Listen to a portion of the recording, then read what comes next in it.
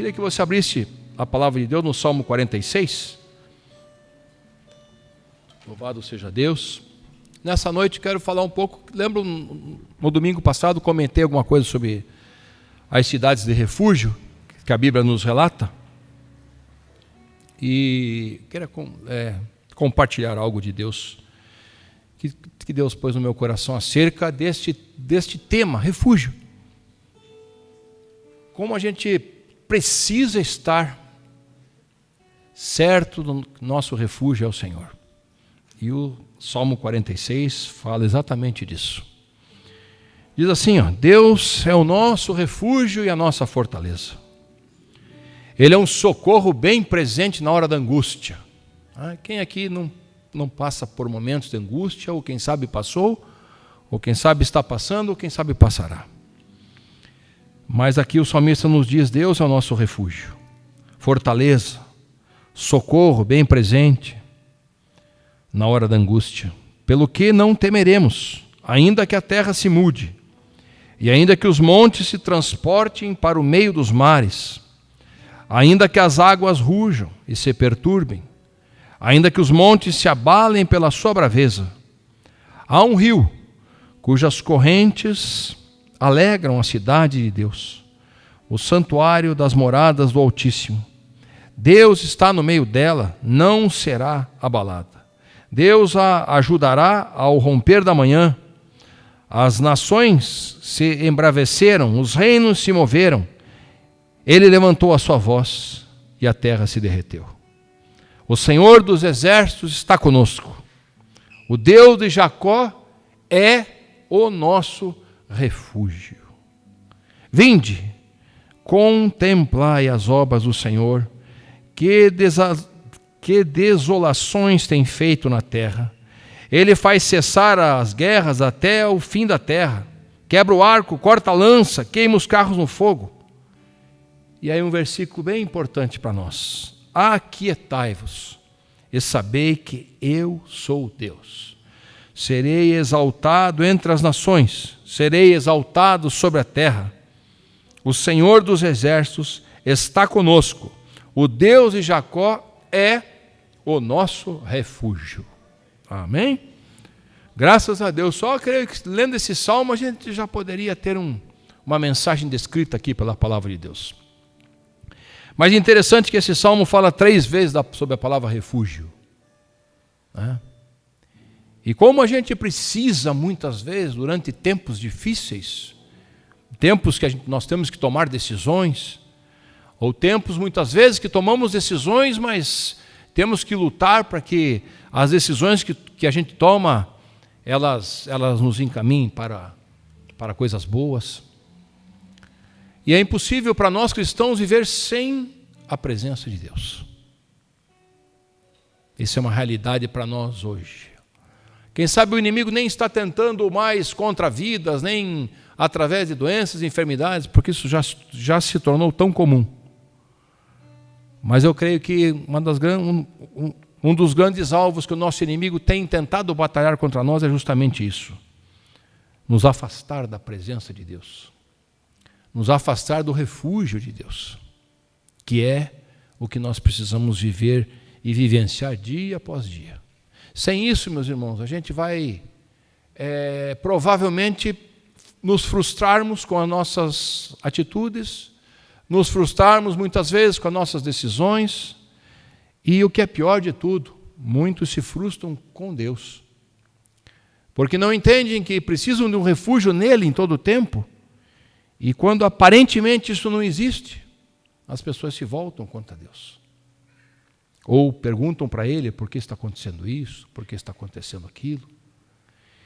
E eu tenho visto, a gente tem visto em todo o mundo hoje, em todo o mundo, vive nesse conflito. O mundo todo vive, não é só aqui onde nós estamos hoje, não é só aqui na nossa cidade, não é só aqui no nosso estado, não é só aqui no nosso país, não é só aqui na América Latina, é no mundo. O mundo tem vivido momentos duros. Nós temos visto guerras, nós temos visto assolações, nós temos visto fome, nós temos visto muita tristeza, nós temos visto em países como a Nigéria, cristãos sendo mortos diariamente.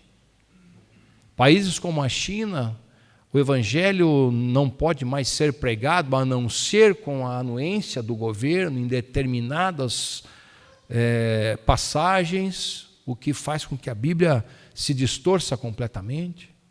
A gente tem visto isso. E isso tem deixado-nos, ou deixado muitas vezes, aqueles que servem ao Senhor, imaginando e dizendo no nosso coração: Maranata, a hora vem, Senhor Jesus, para que as coisas se coloquem no seu devido lugar, né? Mas é normal que a gente busque isso, porque não é anormal que os filhos de Deus passem por momentos difíceis. Não é anormal. Muitos pregam que é normal, que a gente sempre tem que estar bem, rico, próspero. Isso é sinal de que Deus está conosco. Mas a Bíblia em nenhum momento nos assegura isso. Em nenhum momento a Bíblia diz que isso é um sinal da presença de Deus ou do refúgio de Deus em nós. A vida não está fácil para nós, irmãos. Essa é a realidade pura. A vida não está fácil para nenhum de nós.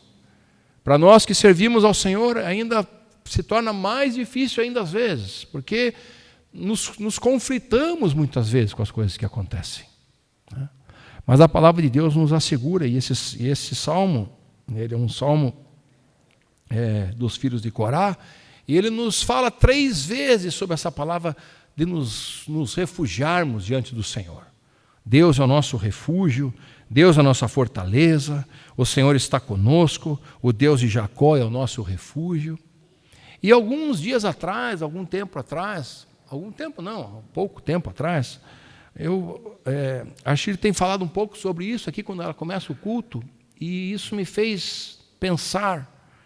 E algum tempo atrás, Deus me deu uma mensagem sobre as cidades de refúgio que existem, são narradas no Antigo Testamento, né? E eu procurei, nesses dias, me aprofundar um pouco, procurar de Deus alguns textos, alguma coisa que nos colocasse dentro deste panorama, porque a gente precisa estar refugiado em alguma coisa.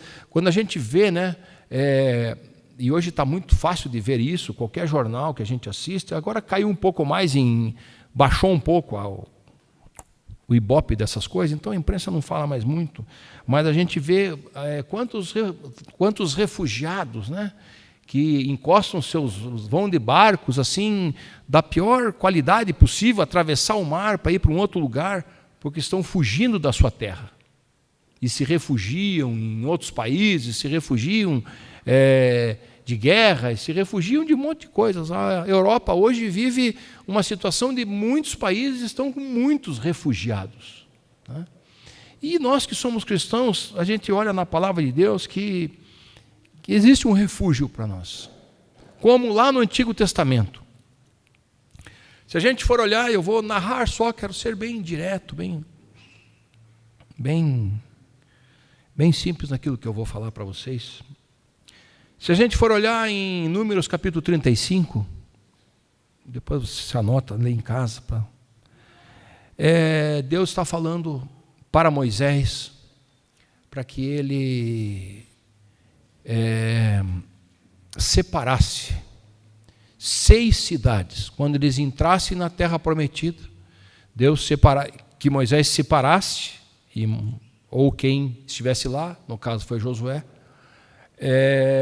que eles separassem 6 cidades para serem tidas como cidades de refúgio.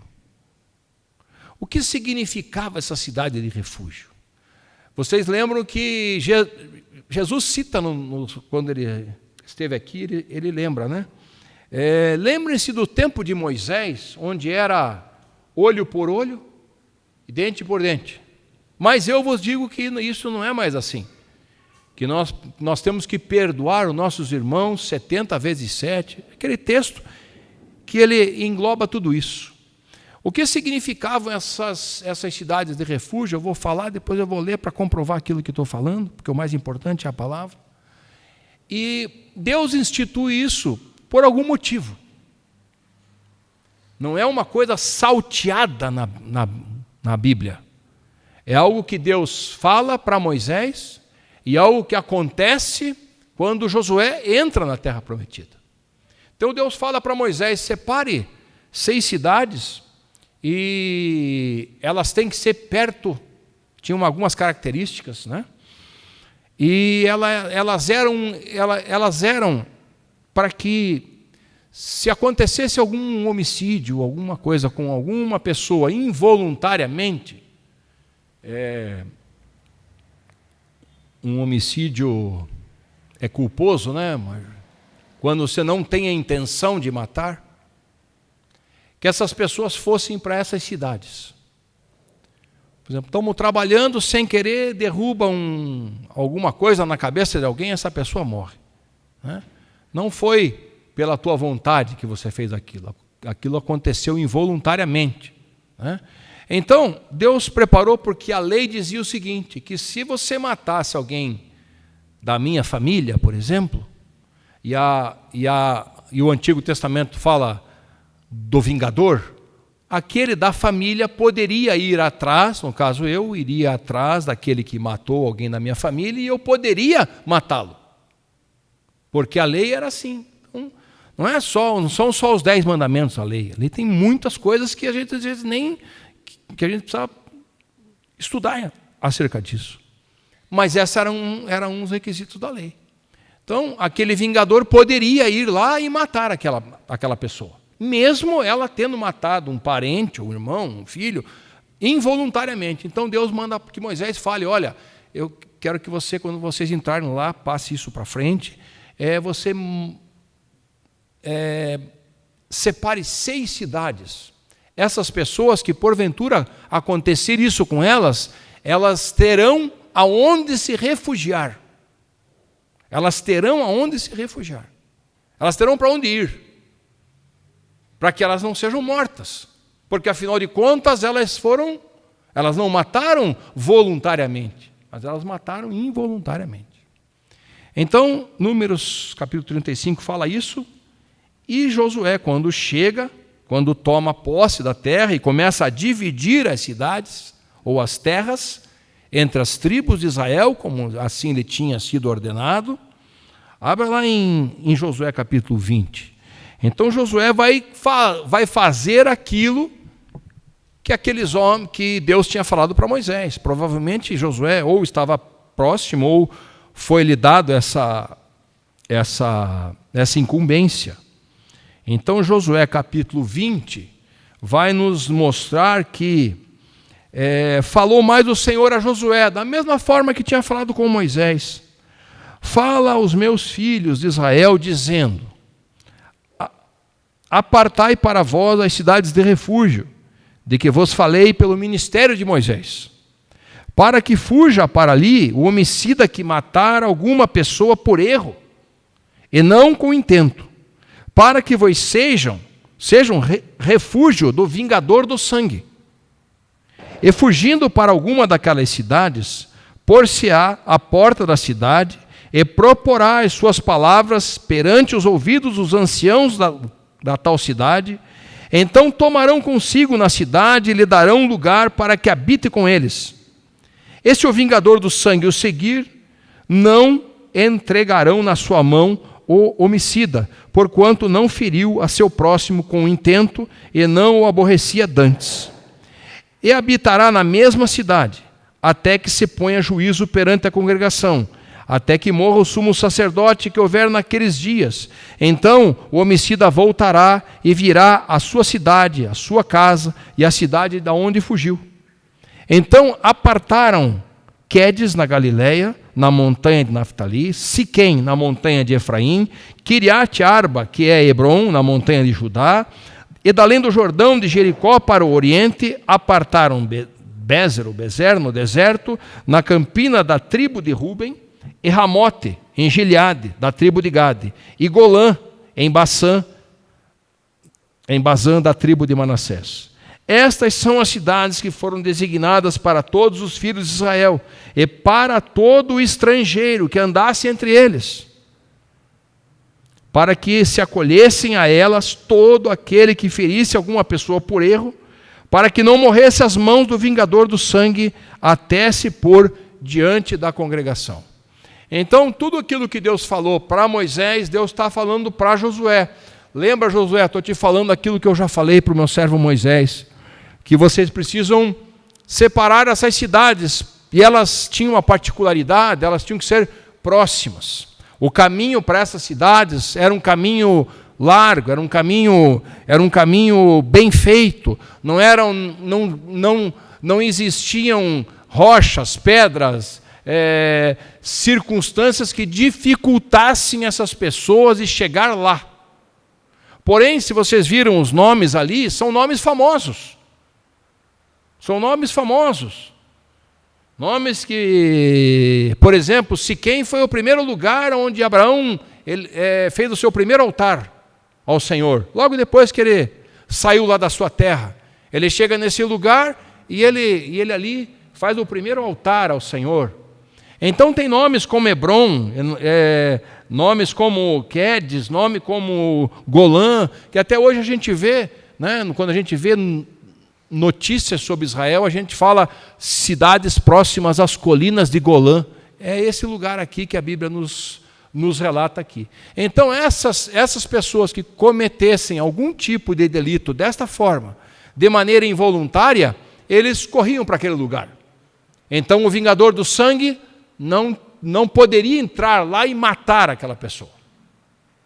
Era proibido. Não poderiam fazer isso. Então, dentro disso, a gente pode ler e imaginar, puxa vida, o que tem de mais com essas cidades, o que tem de mais com isso, porque Deus chama de cidades de refúgio, porque Deus no Salmo 46 se declara como Deus onde há refúgio, onde há fortaleza, onde há rocha, onde há o estabelecer dele sobre o seu povo. E quando a gente começa a observar um pouco mais as notas que essa mensagem nos traz, ou as peculiaridades que ela nos traz, em primeiro lugar, como falei para vocês, ela tinha que ter um acesso, as pessoas podiam ter uma caminhada fácil até ali, ou não tinham muitas dificuldades em estar lá. Nesse mesmo texto, Deus diz que aquelas cidades não foram feitas ou não foram separadas somente para o povo de Deus, ou somente para Israel.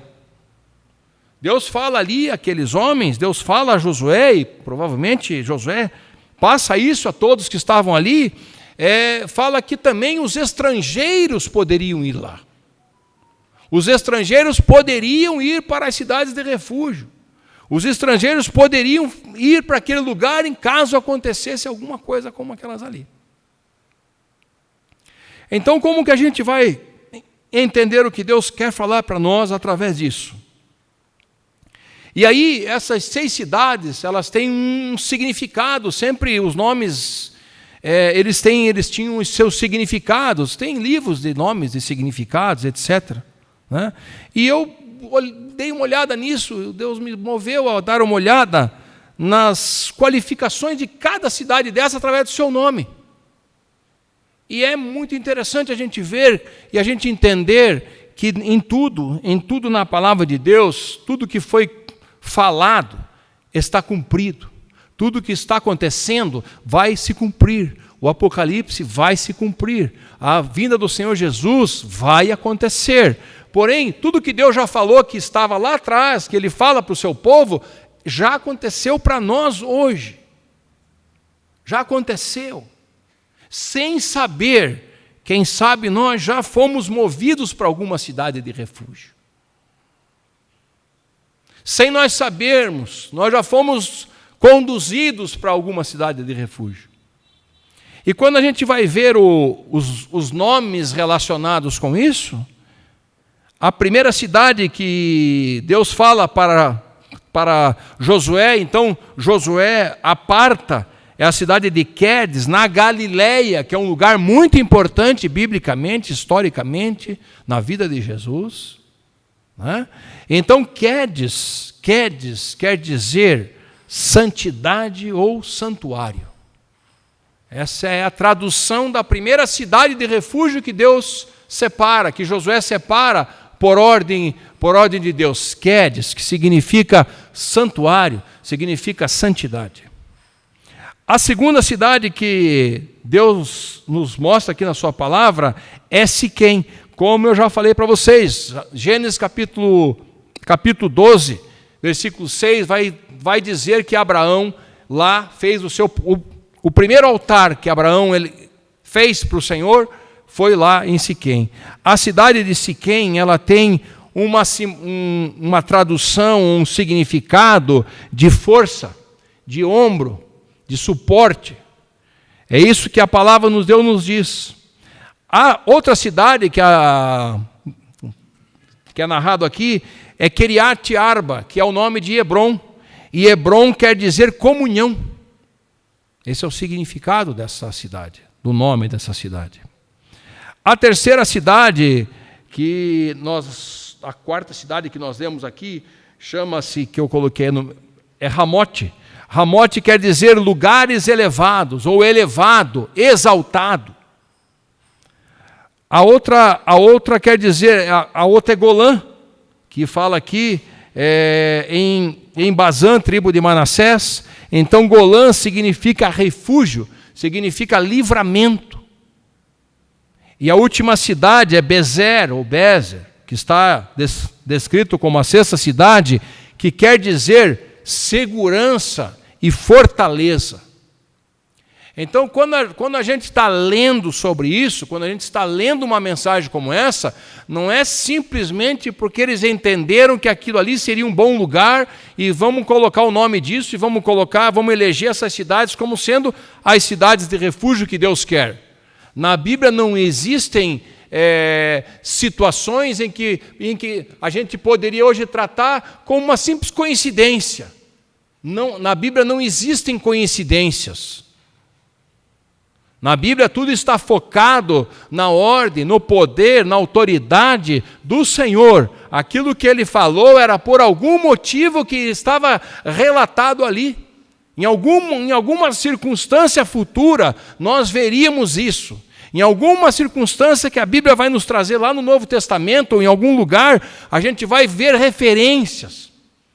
Toda a gente fala sempre que Cristo está referendado na Bíblia toda. Então, naquela época, existia era um dos quesitos da lei. Então, você mata, eu tenho o direito de te matar. Eu posso ser o vingador do sangue. Mas aqui, a Bíblia nos fala desses nomes, a Bíblia nos narra como isto acontecia, existia um ritual para que isso se sucedesse. As pessoas que aconteciam isso com elas saíam das suas cidades, elas saíam das suas casas, e elas tinham que se refugiar naquele lugar, porque elas estavam sob uma promessa de morte. De morte. E daí vem na minha cabeça assim que nós estávamos mortos pelos nossos delitos e pelos nossos pecados. Aí me vem no meu coração que a gente sempre precisa de um refúgio.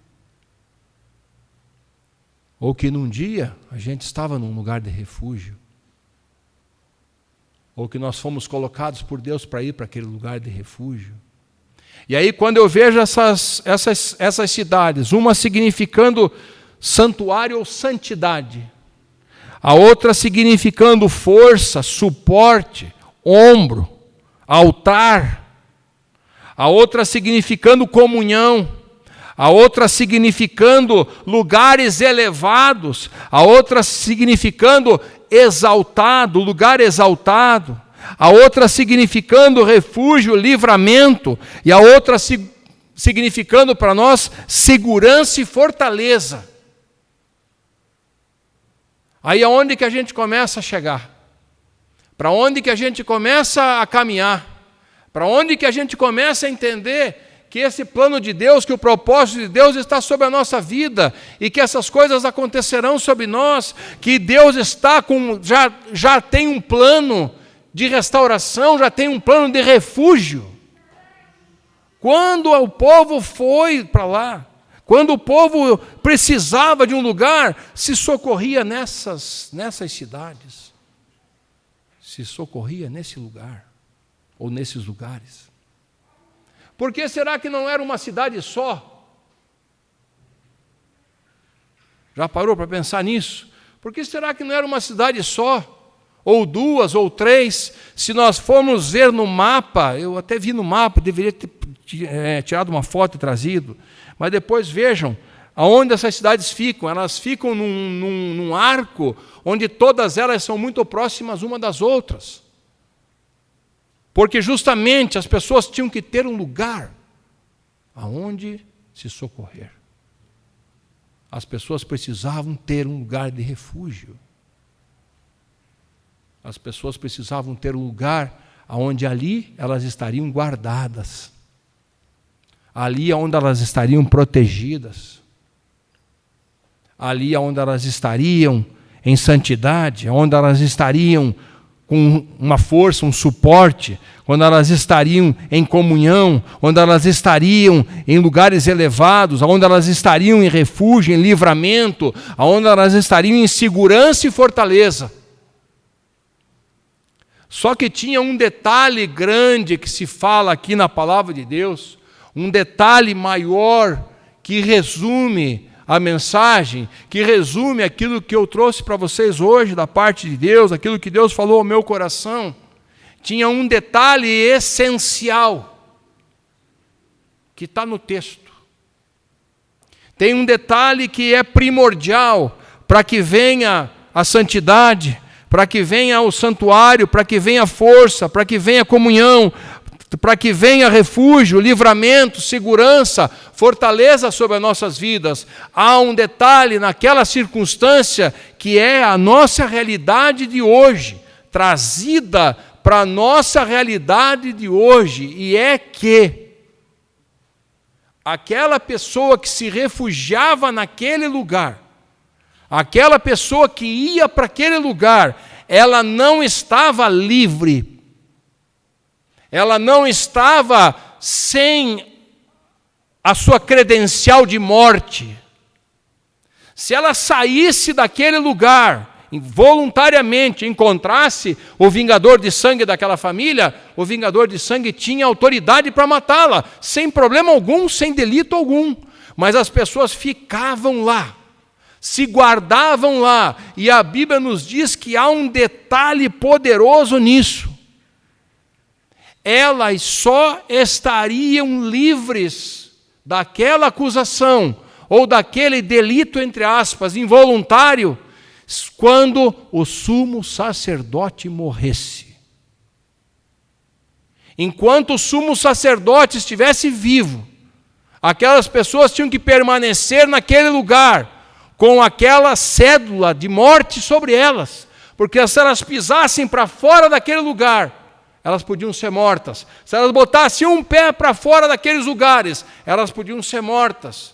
Mas a Bíblia diz que após a morte do sumo sacerdote, que estava sob a direção espiritual de Israel naquela época, então aquelas pessoas poderiam retornar para suas casas, aquelas pessoas seriam livres, aquelas pessoas seriam libertas daquele delito, e não havia mais nada o que se achasse de pecado e de morte sobre elas. A sentença de morte que havia sobre elas passava a deixar de existir quando o sumo sacerdote morresse. Então, quando a gente começa a olhar para isso, e a gente vai olhar, e eu quero que você abra a palavra de Deus no livro, na carta aos Hebreus, capítulo 6.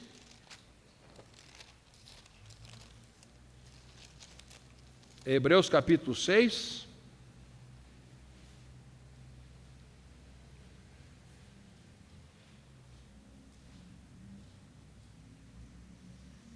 Hebreus capítulo 6, no versículo 13, nos diz assim, porque quando Deus fez a promessa a Abraão, como não tinha outro maior para quem jurasse, ou por quem jurasse, jurou por si mesmo, dizendo, Certamente abençoando te abençoarei, multiplicando te multiplicarei. E assim, esperando com paciência, alcançou a promessa, porque os homens certamente juram por alguma coisa superior a eles, e o juramento para a confirmação é para eles o fim de toda contenda. Pelo que, querendo Deus mostrar mais abundantemente a imutabilidade do seu conselho aos herdeiros da promessa, se interpôs com juramento, para que por duas coisas imutáveis, nas quais é impossível que Deus minta, tenhamos, ouça isso, tenhamos a firme consolação, nós, os que pomos o nosso refúgio em reter a esperança proposta, e a qual temos como âncora da alma segura e firme, e que penetra até o interior do véu, onde Jesus, nosso precursor, entrou por nós, feito eternamente sumo sacerdote segundo a ordem de Melquisedeque. Então, o sumo sacerdote tinha que morrer. O nosso sumo sacerdote morreu. O nosso sumo sacerdote morreu e está eternamente diante do Senhor aqui agora. É exatamente a morte de Jesus que nos traz liberdade, que nos traz o perdão sobre os nossos delitos, sobre as nossas falhas, sobre os nossos pecados, sobre a morte que habitava em nós. Hoje ela não tem mais poder de habitar em nós. Por quê? Porque o sumo sacerdote da nossa vida morreu, deixou que seu sangue escorresse na cruz, e a sua vitória trouxe sobre nós santidade, trouxe Siquém, trouxe Hebron, trouxe Ramote, trouxe Golã, trouxe Bezer sobre a nossa vida, ou seja, trouxe santidade, trouxe força, suporte, comunhão, lugares elevados, refúgio, livramento, segurança e fortaleza. O nosso Senhor Jesus morreu por isso, por nós. Naquela época havia um senso comum entre os judeus de que quando, pela vida que teoricamente o sumo sacerdote tinha de santidade e de vida com Deus, quando ele morresse, ele se tornava um tipo de expiação de pecados. Mas expiação não é perdão. Sangue de homens que falharam, que pecaram, tanto que era tão rigoroso isso, que quando o sumo sacerdote entrava no lugar santíssimo, se ele tivesse algum pecado, ele morria ali dentro. Mas o nosso sumo sacerdote, e aqui mostra para nós, a carta aos Hebreus, capítulo 7 em diante, mostra que Jesus também não fazia parte daquele sacerdócio. Jesus faz parte do sacerdócio segundo Melquisedeque. Ele, porque aquele sacerdócio não tinha poder de salvação, só tinha poder de expiação. Mas Cristo não. Cristo tem poder para salvar-nos do nosso pecado, da nossa maldade, dos nossos assassinatos, dos nossos homicídios que muitas vezes nós cometemos e nem soubemos que fizemos. Mas um dia nós nos refugiamos na cidade onde o Senhor nos trouxe, na glória do Senhor, na presença do nosso Deus, aonde ali o nosso sumo sacerdote, morto e depois ressurreto, e vive para a nossa vida, e vive para nos trazer todas essas características que lá atrás tinha. Deus não mandou separar essas cidades de forma aleatória. Deus não mandou separar isso porque seria fácil o olho por olho, o dente por dente, mas aqui nós vemos em todo o tempo a obra redentora de Jesus Cristo. Jesus Cristo é o nosso sumo sacerdote. O autor aos Hebreus fala aqui para nós esperamos por Ele, nosso eterno sumo sacerdote, eterno. Jesus está à destra de Deus intercedendo por mim e por você, e nos dando esse lugar de fortaleza, de segurança, de comunhão, de santidade, de ombro, de suporte, aonde a gente não vai encontrar em outro lugar algum, a não ser na presença de Deus e através de Jesus Cristo. Naquela época, o sumo sacerdote representava o povo diante de Deus. Só ele entrava no lugar santíssimo. Só ele ia lá. Mas ele tinha suas falhas. Para nós hoje, Jesus entrou no lugar santíssimo com o seu próprio sangue. O sumo sacerdote não entrava com o seu próprio sangue. O sumo sacerdote entrava com sangue de animais. O nosso sumo sacerdote, Jesus Cristo, ele entrou naquele lugar com o seu próprio sangue, para dizer: a morte não tem mais poder sobre vocês. A cédula que era contra nós foi rasgada. Aquilo que estava contra nós não existe mais. Nós somos livres em Cristo Jesus, porque Ele pagou este preço por nós. Ele nos reconciliou com Deus. Ele nos fez chegar até Deus. Então, quando a gente olha no próprio Hebreus, no próprio aos Hebreus, capítulo 10, versículo 19, o autor nos diz assim: tendo, pois, irmãos, ousadia para entrar no santuário pelo sangue de Jesus, pelo novo e vivo caminho, que ele nos consagrou pelo véu, isto é, pela sua carne, tendo um grande sacerdote sobre a casa de Deus, cheguemo-nos com verdadeiro coração, inteireza de fé, tendo o coração purificado da má consciência e o corpo lavado com água limpa, retenhamos firmes a confissão da nossa esperança, porque fiel é o que prometeu. O que acontecia com aqueles homens que iam para as cidades de refúgio quando o sumo sacerdote morria? Eles voltavam para suas casas, eles voltavam para a sua pátria, eles voltavam para o lugar. Quando a Bíblia nos diz que nós não somos deste mundo, que nós somos forasteiros desta terra, que nós não somos daqui, que a nossa terra, que o nosso lar, ele é celestial, ele é onde Jesus está, que a glória do Senhor está aguardando por aqueles que através da morte do sumo sacerdote Jesus Cristo, da morte através do seu próprio sangue, ele está nos reconduzindo para o nosso verdadeiro lar.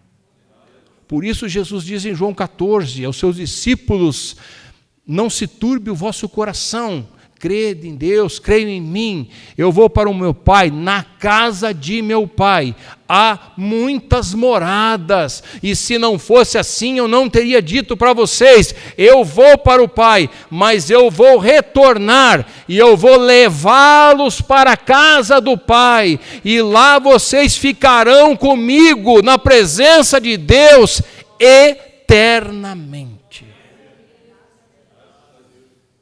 Então a história que está aqui atrás, ela traz para nós a certeza de que Jesus é o nosso refúgio, de que Jesus é a nossa santidade, de que Jesus é a nossa força, Jesus é o nosso suporte, é a nossa comunhão, Jesus é aquele que está no alto, Jesus é o refúgio, é o livramento, Jesus é a segurança, é a fortaleza.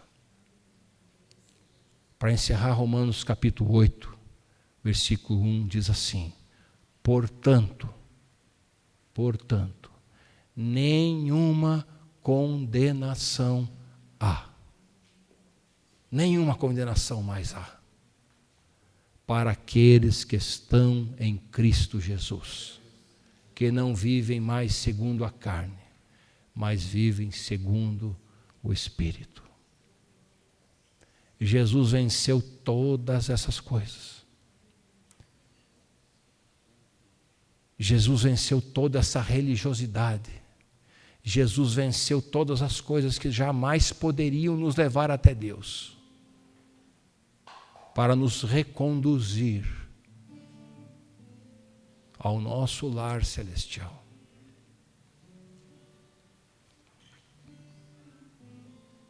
Por isso o salmista Davi diz que ainda que ele andasse pelo vale da sombra da morte, ele não temeria mal algum.